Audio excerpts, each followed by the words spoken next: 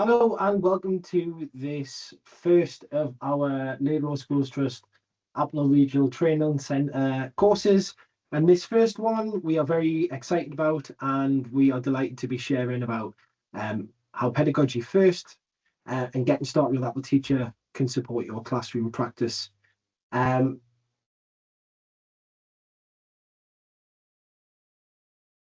My name's Paul Tulloch. I am the Director of PedTech and Innovation at Laidlaw Schools Trust. I am an Apple Distinguished Educator and an Apple Professional Learning Specialist.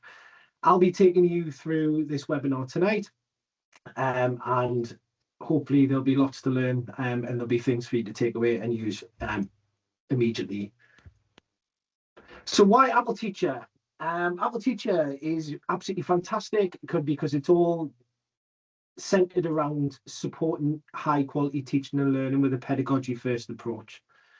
The focus of what I'm going to talk through tonight is to support smooth starts and seamless transitions in lessons to really get that pedagogy across. This will help to protect academic learning time and minimize downtime for students. It will also help to reduce workload, so easy access to resource creation, being able to manage and organize your files and just having everything at your fingertips will make and support those smooth starts and those seamless transitions. It'll also, Apple Teacher is great because it can really support workload reduction. So things like auto-marking, centralized data, those kind of things.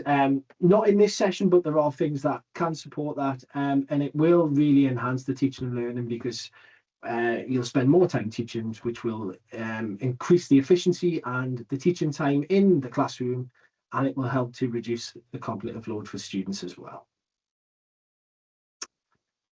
We have a big focus at our trust about the why. So we always talk about the technology being just a supporting tool to underpin high quality pedagogy. In this session, we really want to talk about the iPad badge in Apple Teacher and why this is important. And for students, it can help to reduce the cognitive load when staff are really comfortable and really confident with using the iPad as a teaching tool, because that speeds up and increases the efficiency of your teaching. That can help to protect the academic learning time, so to make sure that you get maximum time out of your lessons. There's no downtime for students. And also it can really support with engagement, because when there's less downtime, students don't go off task and they can be engaged. How we'll do this? It's all about using workflows and routines. So the iPad is absolutely perfect as a teaching tool for this. And having resources ready and easily accessed can really, really speed this up. And what should happen is we'll use the tools to deliver, and that will impact on the teaching and learning. Just as I've said, I think it's really important to emphasize that actually we strongly look at PedTech rather than EdTech. So technology is just the tool that we use to ensure high quality teaching and learning. It's not a separate entity, it's not a bolt-on, but it just underpins the pedagogy and is there to enhance teaching and learning. And that's at the core of everything that we do at Laidlaw Schools Trust. And that's how we believe it should support all staff and all students as well. Just want to talk very quickly before going into Apple Teacher as well, is we're looking for the sweet spot. This is a bit of research called TPAC, and the evidence informed your pedagogical knowledge and your content knowledge. Lots of members of staff have that, but the technological knowledge is where some staff feel they're not as comfortable. If you have all three, that grey sort of middle piece that says TPAC, that's the sweet spot of where the teaching and the learning has the most impact. So if teachers know the content, they know the pedagogy of how they're going to deliver that, the technological knowledge as well underpins how they're actually delivering that, and that will have the most impact. Now, if you're new to iPad, it can be quite overwhelming. So we're a big believer in change management and building habits. So I just want to go into this. There's three levels of behavior change. Usually people focus on the outcomes, so they focus on what they want to achieve. So if that was, say, in terms of health and fitness, it's often to build muscle or lose weight, and you focus on the outcomes. When the outcomes don't often come off, your identity gets a little bit negative. So you focus on, I can't do that. And your habits start to slip. The way we like to think of anything is we flip that on its head and we change it to the why is our identity. We start with that. So we believe that, for this example, I am a good teacher who's comfortable with technology. How do we do that?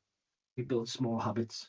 So we take things that we know have impact, and we build those habits daily.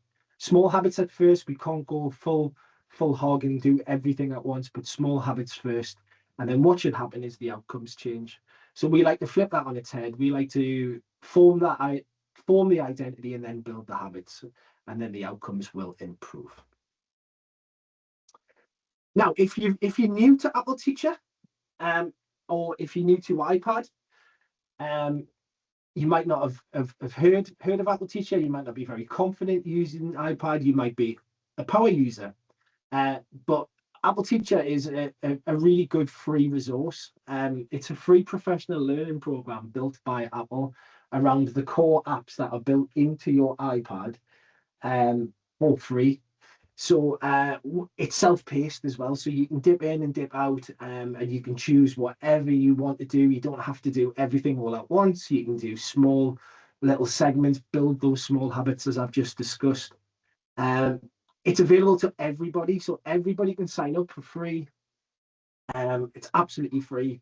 You earn badges as recognition. So as you go through it, you can earn some badges to show that you understand core elements and core apps. And it's all focused on practical classroom application. So it's not just theory based, it's based on how you might use it in the classroom. Absolutely fantastic resource. I'm just going to talk you through how you actually sign in for the first time. So if you head to education.apple.com, this is a free education forum now, and you can sign up for this. Now, what I would recommend is, as this is a professional learning qualification, is to sign up with a personal email. So the qualification is with you and not the institution that you work for. So if you do leave your school, your email gets cut off, those kind of things, it's difficult to get back in. So my recommendation is to sign up with a personal email, and that's what I've done. Now, when you go to education.apple.com, it brings you to the education page, as you can see. I've already signed in. Along the top, you've got education, community, you've got professional learning. There's a forum as well, which is really good. So you can go into the forum and you can share, you can ask questions, you can read other educators' ideas, and they often share resources in there as well. And there's a lot of really great information on this page. We're going to focus on the Apple Teacher, which is the foundations for getting started using Apple technology. You can progress once you've done Apple Teacher. The next step is to go for Apple Learning Coach. And if you really get into a space where you're very innovative, you can apply to become an Apple Distinguished Educator. There's also lots of things on this education forum anyway. So there are lots of things and lots of free resources, which are really good for you to have a look at. And they often come with a template as well, so you can get started straight away. But things like recording a podcast, creating pop art, there's lots of little things in there. So if you tap onto the recorded podcast, it should just open. It will show you how to record a podcast, and there's bite-sized steps for you to get involved and get started there. And they're really easy to use, and then there's a range of ideas as well about how you could do this, and how this might fit into your classroom from other educators who have submitted their ideas. So I'm just going to go back, take us back to that page, and we'll just scroll down and see if there's anything else in there. Yes, there are. There's some more things from Apple there, a lot of great resources. The first one, the creativity everyone can create. There's lots of books about how to use Apple's core apps and little projects for you to get started with students. and they go right down from early years all the way up to high school. We also have teaching code with Swift Playgrounds and some other things on augmented reality and challenge-based learning. And again, just to go back, it takes you to the forum down the bottom as well. Lots of information there, but we're going to start with Apple Teacher today. So I'm just going to tap onto Apple Teacher, and I'm going to open that up. Now, Apple Teacher is a fantastic way to just manage your own learning and get to grips with using your iPad. So as we've said, it's free professional learning, but it helps to develop your foundational skills. And it's all based around the pedagogy of what will improve your classroom practice or support your classroom practice and then impact on the learning. If I just keep scrolling down, there's a little bit about how to become an Apple Teacher. And you can see here you've got badges, and there's 6 badges for iPad, and I believe there's 6 badges for Mac.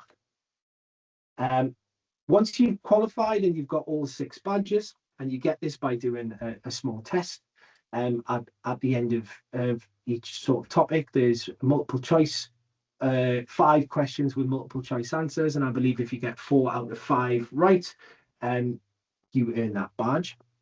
Once you've got all 6, then you become a fully qualified Apple Teacher, and you can download a certificate, and you get your own signature as well that you can pop onto emails, and it's just a really good thing to celebrate. Now, the badge that we're going to focus on today is just the iPad badge, just how to use that iPad as a teaching tool and how to get the most out of your iPad as a teaching tool. Now, before I go into some of the things, I'm going to cover some of the areas of the iPad badge. What I'm going to cover tonight will not cover everything in the iPad badge, but it will give you a good start to go away and earn that badge. I'm just going to tap onto the first one here. I'll just zoom in so you can see it. I'm just going to tap onto that iPad badge, and it's going to take me through to the page. So I'll just zoom out again, and it's just going to talk you through some new skills. I'm going to cover some of these skills on the top. As you can see, there are things like home screen, camera, photos, Safari, Siri, and a few other things that are built into the iPad. Now, just to show you what this looks like, if I was to go into, say, for example, into the home screen, I can tap onto the home screen, and it basically gives you a very small bite-sized chunks. I think there's about 5 or 6 little tips to go through, and if you just tap the arrow, it takes you to the next step and the next step, and it's all building up to one particular skill. There are some options underneath here so you can learn more about adding widgets and other things, and when you are ready, it gives you the option to apply it, so it talks you through where that might fit in, and how you might use that. And then there's a little section to go further, and I believe I've already done the badge, so it won't let me do the badge, but you once I've done the badges, there will be the quiz once you've been through those little subjects. Just worth noting that just here in the top corner, you can favorite things. So if you want to come back to it, you can favorite it, and you'll be able to find it very easily on the home page. So Apple Teacher, absolutely fantastic, really easy to navigate. Everything's chunked into very small, manageable areas for you to work through at your own pace. I think it's worth noting that some staff fly through this. They might want to do it in an evening, in a week. Some staff go through badges over a number of weeks, so or a half term. They might do 1 badge each. It's absolutely self-paced, and it's a really, really lovely tool. So just to show you there's the skills, and just down the bottom, congratulations, I've earned that badge. If I hadn't, there would be a little quiz, and it would say take the quiz now. So that is how to get signed in, and a little overview of what that actually looks like. Now, I'm just going to move on to the dock and the home screen now. So the first area is the dock and the home screen. Now, what you can see is I've got lots and lots of apps dotted all over 3 pages, I think. And these aren't apps that I particularly use every day. But if I want to customize my home screen and make it really work for me, especially when we're thinking about smooth starts to lessons, having to find apps, having to find resources. There are various ways that I can do things, and I can customize my iPad and the dock, which is this row at the bottom. I can customize those to have the apps that I use most frequently, and also any widgets that I think might be very, very useful. Now, as you can see, lots of apps here. Some I would never use in the classroom, for example, stocks, photo booth, all those different kind of ones. Now, what I am going to do is I'm just going to hold my finger down on the screen, and the apps will go into what I term as the jiggle mode. Now, what I will do is I will search for the apps that I use the most. So at Laidlaw Schools Trust, we use Showbie as our learning platform. So I'm going to pop that onto the dock.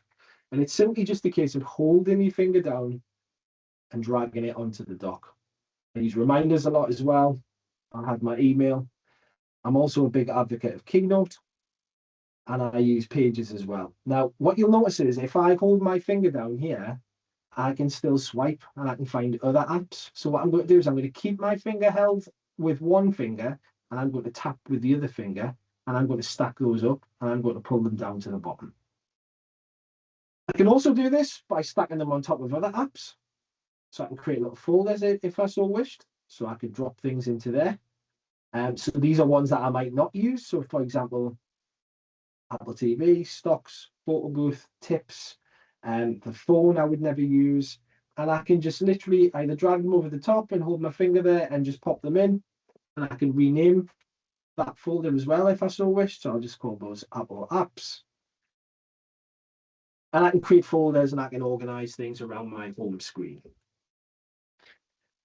There's some other things in here that are quite useful, but I don't often use, but and I wouldn't necessarily need to use as well. So again, you can sort that out and you can have that any way that you so wish. I'm just going to add files onto the bottom, and I'm just going to add freeform as well, which is often very, very useful. You can reorder those at any time. Also notice while I'm in jiggle mode, just here at the bottom, there is an oblong here, which has 4 dots in it. If I tap onto that, that's the different pages of apps that I have. So I do have some apps here. Now, I tend to like a clean screen on my iPad, so I only have the apps that I really want to use there. So what I'm going to do is I'm going to untick any pages that I don't want to show. So all of these apps here on this one that I've just held my finger down on, that one, I'm just going to tap that and I'm going to untick. And I think I'll untick this one as well. Oh, it's not letting me do it. I think you do need to have one particular screen. So I've now only got one screen. It doesn't mean that the apps have disappeared, because if I swipe my finger to the left of the screen, I can go to the app library and they're still there. On the bottom right of the dock, you can see a folder that's got those apps in. That's the app library. So I can go into there and I can tap at the top if I wanted, and I can search. Or I could go into the folders here and I can search for different types of apps. So just because they're not on your home screen, it doesn't mean that they aren't there. And with the rest of these ones here, I think what I'll do is I think I will move those as well. We'll stick those over here and we'll just take everything off that screen.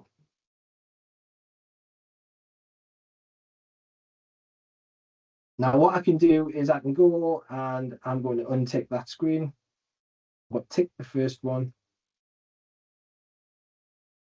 And I'm going to tick that one. I'm going to untick that one.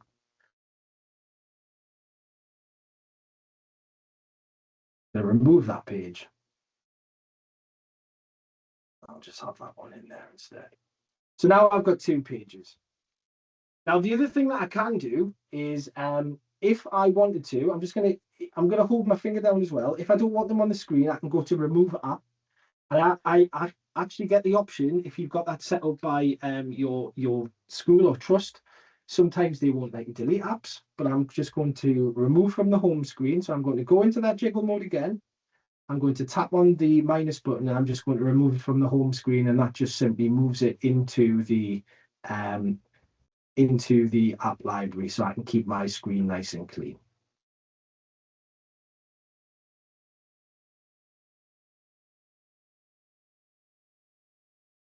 And because there's nothing in that folder also gets deleted.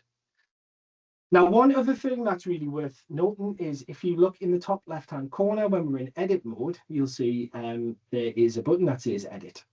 And I can tap onto there, customize wallpaper, I can edit pages, but I can also add a widget. So if I tap onto that widget now, the widget gives you a snapshot into an app. So what I can see here is, I don't think I'm signed into any of my apps, but if I did have, say, for example, my calendar and it had my timetable on, I could choose to have a calendar of events and what I was teaching that day, and that would pop that onto the screen and I get a quick overview. And then what happens is when I tap onto that widget, it takes me directly into the app. So there are some really, really good ones to use. I'm just going to close some of these down. But there are some really, really good ones to use as well. So if I just tap again and I go to edit in the top corner and I choose add a widget, there are lots of very, very good ones. So if you're a PowerPoint user, you can access all of your PowerPoint straight away. If you want your photographs, if you use reminders, anything like that. I often have the Files app on as well, and you go to add a widget and you can literally customize as well at the end. So you can tap onto it and you can choose what location you want in your which file or folder you want to share. Those are all really, really good things that you can use just to speed up your workflow and have things at your fingertips. It's worth bearing in mind, though, that when you do screen mirror your iPad, those widgets will be on display. So things like emails and notes that have any sensitive information in, it's probably not best to have those on the screen when you're screen mirroring your iPad. So that's the dock in the home screen and how you can customize that. Now, at any point, I've got everything that I need at the very bottom of the screen. So let's say, for example, I was in Safari and I wanted to access something else. I can literally swipe that dock up and I can choose another app straight away. So I'm not having to close things down. One other really good skill, just going to show you, is if I put my finger anywhere on the screen in the middle and just pull down, I get a spotlight search as well. And this means that I can search for apps or I can search for any files by just typing in names or any keywords, and it'll bring up lots of different things. It's just a good way of searching through your iPad for things. So if you're looking for a certain email, you can pull down. So I'll just do that again. I'm just going to pull down and you could type in a keyword from that email and it will bring up all of the emails, any notes that I've got that word in, or you could search for apps that way. Just really, really useful and a really quick tip to find things. The second thing we're going to talk about is the control center. Now, the control center is a fantastic place to access tools really quickly and make sure that you have everything sort of set up that you need to. Now, this can have apps in it, but it's more like shortcuts. So in the top right-hand corner, where the battery is, I'm just going to pull my finger down and you should see this little section here, and this is the control center. Now, what you'll notice at the minute is there's a range of tools in there, so I can see the brightness of my iPad and the volume. You can see that there is a white circle with a flashing screen that shows that my screen is being mirrored. So if you want to mirror your iPad to an Apple TV or an interactive whiteboard that has AirPlay built in, you could tap onto that and it would show you all of the screens in that area. We also have features for Wi-Fi here, so we do have our Wi-Fi, and you can turn on AirDrop as well. So if you want to AirDrop things with students or that is allowed in your school, you can turn that on so you can send files and photographs very quickly as well. A couple of really good things in here as well. I'm going to talk. I don't have a lot in here at the moment, but you can see this one. If I tap that, that's a screen lock. And what that does is it keeps it in the orientation that you have. So if I was to unlock that and to turn my iPad, the screen orientation changes, and that can be quite off-putting for a lot of students or off-putting for yourself when you're teaching. So the lock rotation button is a really good one to use as well. Now, the little bell will turn off all sounds and all pings and all notification sounds that come in, or any system sounds. And obviously you have the camera there, which will open the camera really quickly. Now, what some people don't know as well is if you hold your finger down on the apps, it gives you the option to go into certain areas of those apps. So on that camera For example, I can go into a slow motion video, I can take a photograph, or I can take a video, or I can take a selfie. Now, why that is important is, especially in primary, sometimes you're listening to conversations of children and you want to kind of capture the conversation.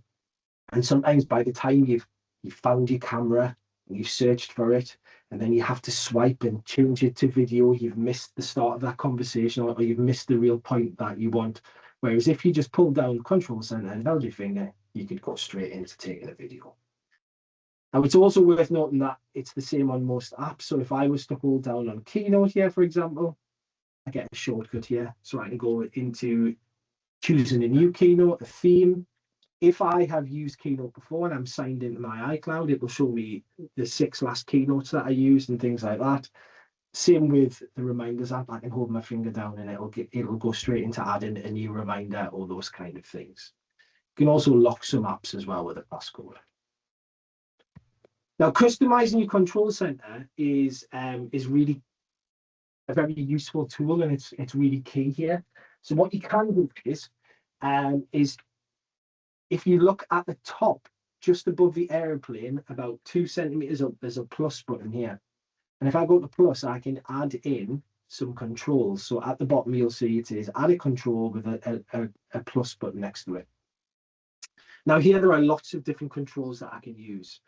The ones that I often find really, really good to use in a classroom are things like adding the timer. So we can have a timer in there. I'm just going to add a few of them first.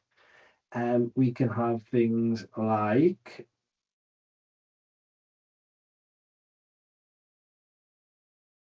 I'm just going to type screen record. So I'm going to add a screen recording in.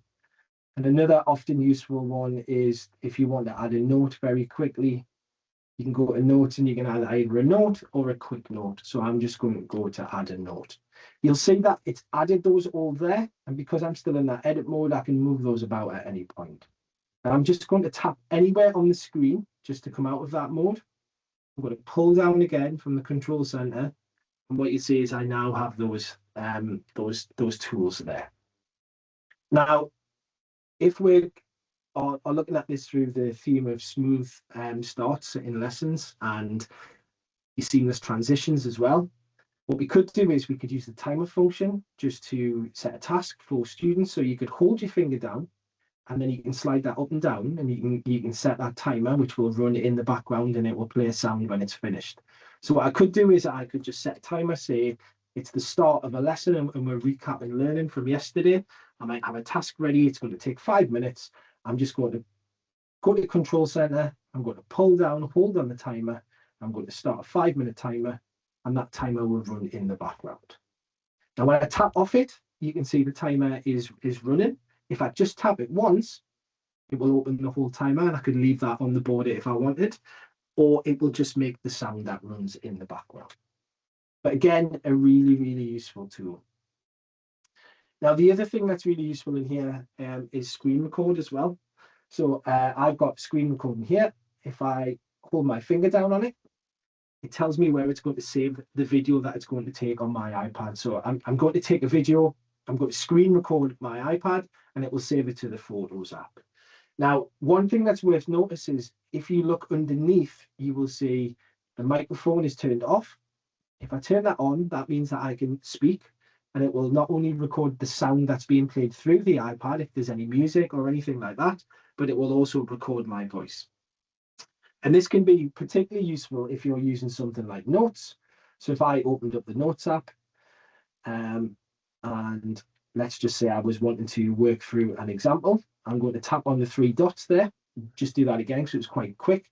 But in the top, in that middle section there, you've got a pen, you've got the share arrow, and you've got 3 dots. If I tap on that, I can choose line and grid, and I can add a grid style in there.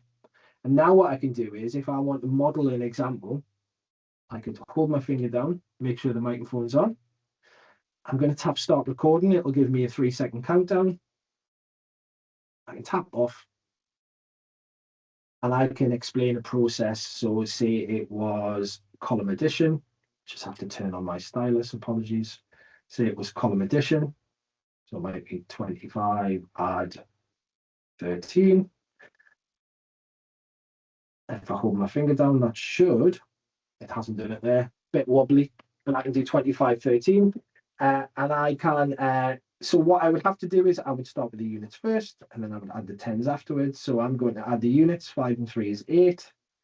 I'm going to add the tens, 20 add 10 is 30, so that answer is 38. Now at the top, you can see there is a red dot, which is recording.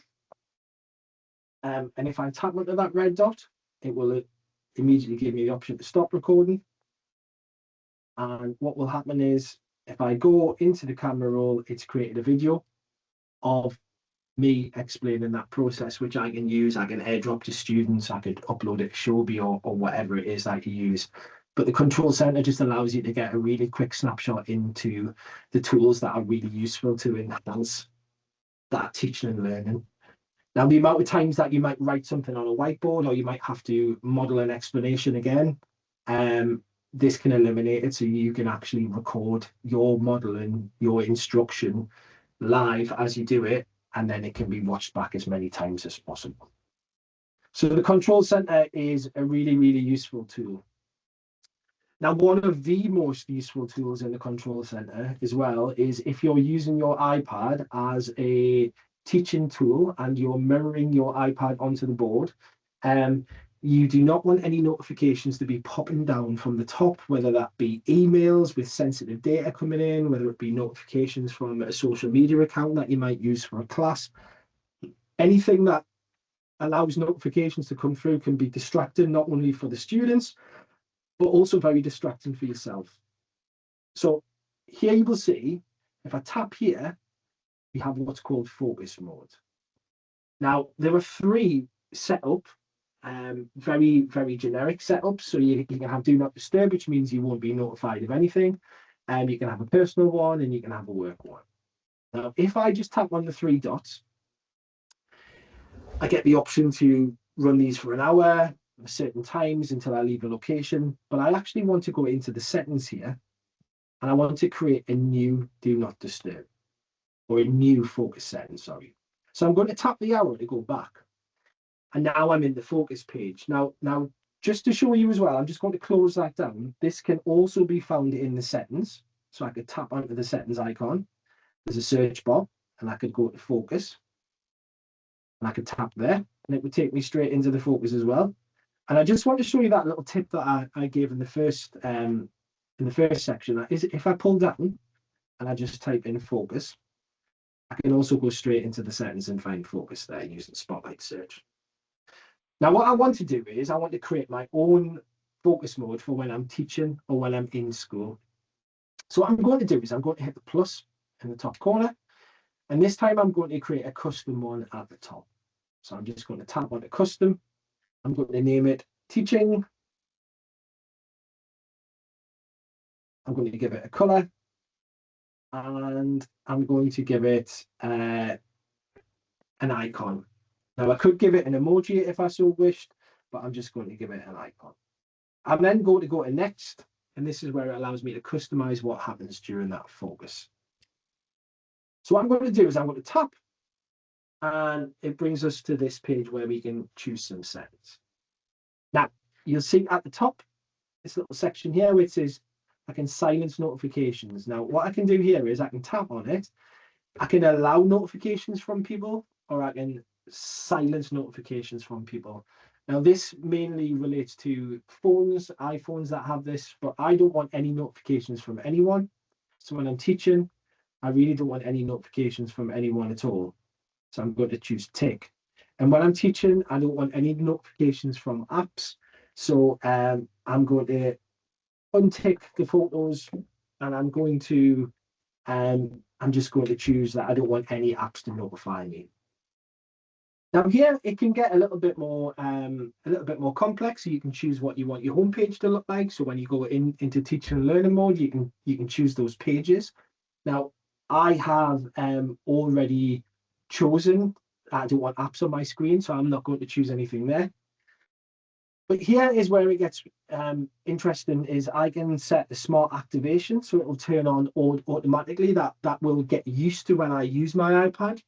But what I'd like to do is I'd like to set a schedule, and I'd like to set a time of every day Monday, Tuesday, Wednesday, Thursday, Friday, and I want that to happen. I am in school between 8:15 and the school day ends, let's just say 3:30. And I'm going to tap. Now, what that means is every single day that I've chosen, that focus mode will come on, notifications will be minimized, nothing will pop down on the screen when I'm either screen mirroring or if I'm screen recording as well, because that can be really irritating when you have to go back and you have to redo some of your screen recording. So there's those things there. And I can also go to options at the top and I can choose to hide notification badges. So any red numbers on there, I'm not going to get any red numbers. Now, what that'll do is every day at a certain time, one will turn on and no notifications will come in. You'll also notice in the top corner next to the battery, the little icon that we chose, the teacher's sort of symbol, the motorboard, that is there as well to let you know that that focus mode is on. And you can turn that off at any point as well by just tapping on it and simply turning that off. But the Control Center has lots and lots of really good things in there for you to use just to help you customize things and get those things quickly at your fingertips. I'm going to have a little look at Siri now as well. Siri is a very underused tool for teachers. I use it all the time. I use it to set reminders, or you could use it to ask questions for times tables, where students have to answer the times table quicker than Siri can. Now, I'm not sure if I have Siri set up in here, so I may skip this one. But Siri, what you could do is, oh, it's not set up.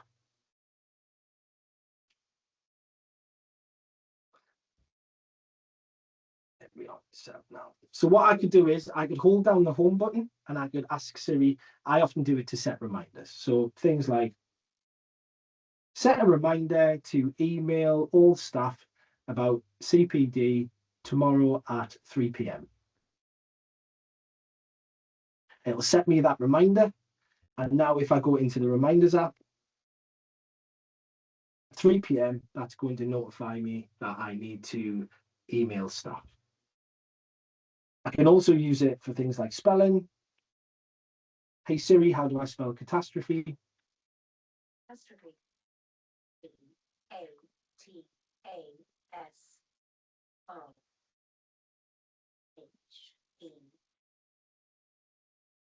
So I can ask you questions very quickly. But really, it's really good to just set reminders for yourself and help you organize things. And you can even use it to open apps. So I could say, open Keynote. And it can open apps for you as well. Now, reminders is one of those things that I use all the time to keep on track of things, constantly talking to Siri because it's easier. But what you can also do is I could set a reminder, say homework has to go out every week on a Thursday, and I need to get it prepared for the end of the day. I could say, remind me every Thursday at 12 lunchtime to set the homework. And every Thursday, it's going to remind me, just turn off Siri there. Every Thursday, it's going to remind me, it says weekly next to it, that I need to set that homework. And it's a really useful tool to use. So Siri's often very much underused in the classroom or as a teacher. A few other things that we'd like to talk about and other things that are really, really useful are things like multitasking. So being able to have multiple apps open at once. Now, I'm just going to use that spotlight search again. I'm just going to search for multitasking. And this is inside the settings. Now, you could find that in the settings, but I'm just going to go into there. Now, what I've got set here is I've got the middle one, windowed apps, and that means that I can have different apps open on my screen at various sizes. Obviously, I could choose full screen apps where I can only have one of those apps open, but I like to have the Windows apps open. This means I can have as many apps as I want side by side. Obviously, maybe 2 or 3 is probably best based on the size of the iPad screen.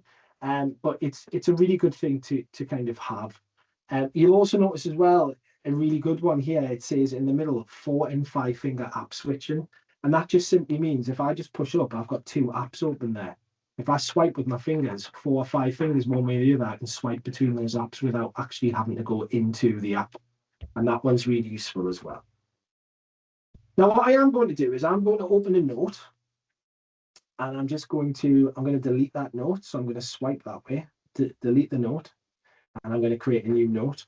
And if I pull down ever so slightly from the top, can you see we get a little window? And in the little window, there's a red, a yellow, and a green button. And what I'm going to do is I'm going to hold my finger on that green button, and I get the option to move and resize. So I'm going to move this window to the left.